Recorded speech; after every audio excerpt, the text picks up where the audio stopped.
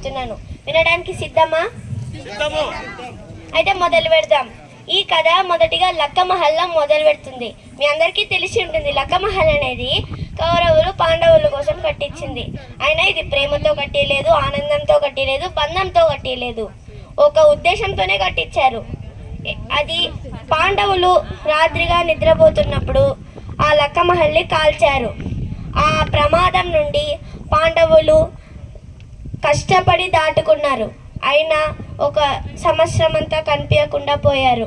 తర్వాత ద్రౌపది స్వయంవరంలో ద్రౌపదిని అర్జునుడు గెలుచుకొని హస్తినాపురానికి వచ్చాడు.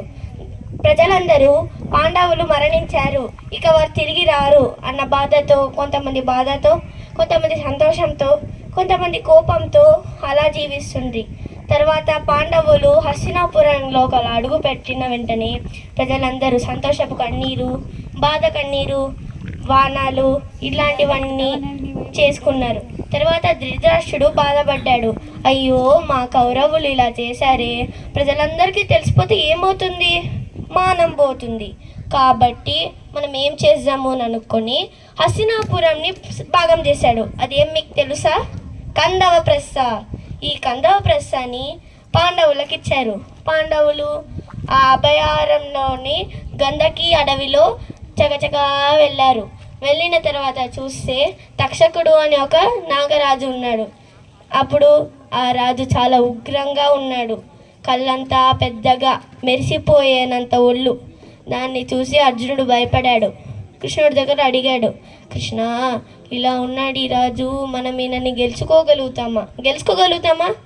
అఫ్కోర్స్ కృష్ణుడు ఉంటే ఏమైనా గెలుచుకోవచ్చు కదా. అందుకని కృష్ణుడు ఒక బ్రిలియంట్ అయిన ఐడియా ఇచ్చినాడు. అగ్నిదేవుడిని ఉపయోగించుకొని ఈ అభయారణ్యంని కాలుద్దాము అని అన్నాడు. ఇప్పుడు అగ్నిదేవుడికి ఏమైందో తెలుసుకుందామా? శ్వేతకి రాజు 12 ఏళ్ల వరకు యాగం చేశాడు. అగ్ని కోసమే యాగం.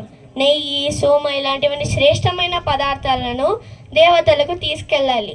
ఈ తీసుకెళ్ళి ప్రయాణంలో ఆయనకు మెరుపు కోల్పోతుంది. చాలా బాధపడతాడు. భయపడుతూ వణుకుతూ బ్రహ్మ దగ్గరకు వెళ్తాడు. బ్రహ్మ దగ్గర అడుగుతారు, అయ్యో బ్రహ్మ, నా మెరుపంతా వెళ్ళిపోయింది కదా, ఇంకా నాకున్న మర్యాద ఏమి అని బాధపడుతూ అడిగాడు.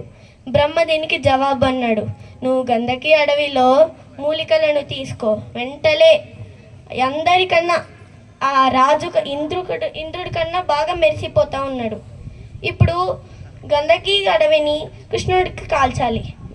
అలాగే అగ్నికి గంధకి అడవిలో ఉన్న మూలికలు కావాలి. ఇద్దరికూ సరిసమమైన సమస్య వచ్చింది కాబట్టి ఇద్దరు ఒప్పుకున్నారు. అప్పుడు అగ్నిదేవుడు అర్జునుడికి ఒక ఆయుధం, కృష్ణుడికి సుదర్శన చక్రం ఇస్తాడు. దీని మూల్యంతో వాళ్ళు తక్షకుడిని పోరాడతాడు. అయినా మీకు ఒకటి తెలిసిన విషయం ఉందా? తక్షకుడు బాల్యమిత్రుడు అని అనకుండా స్నేహితుడు అని అనొచ్చు. బాల్యమిత్రుడు కన్నా ఎక్కువ సహోదరునిలాగా ఇంద్రుడు. ఆయన కాపాడా గంధకి అడవిని? జవాబు చెప్పండి. కాపాడతాడు కదా, ఇంద్రుడే కాపాడతాడు. దీన్ని కృష్ణుడు ఆ ఆయుధాలు పెట్టుకొని, సుదర్శన చక్రాన్ని పెట్టుకొని ఓడగొట్టాడు. అది కాక అర్జునుడు ఎవరి కొడుకు? ఇంద్రుడి కొడుకే కదా.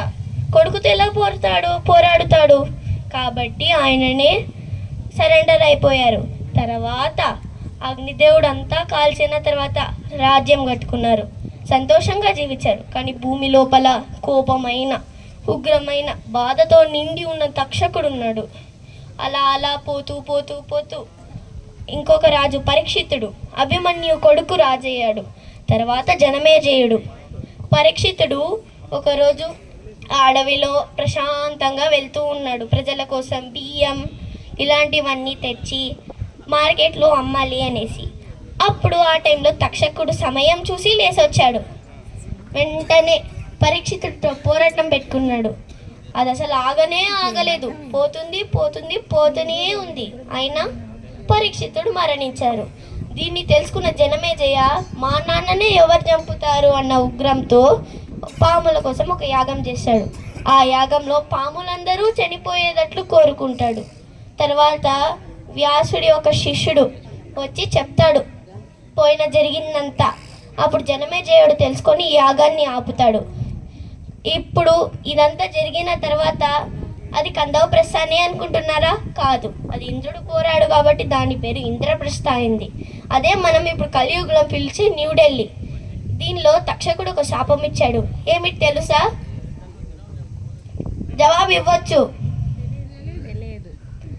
ఇది న్యూఢిల్లీలో ఒక శాపం. అదేంటిదంటే అసలు నెమ్మది ప్రశాంతం ఆ ఊర్లో ఏమీ ఉండడు.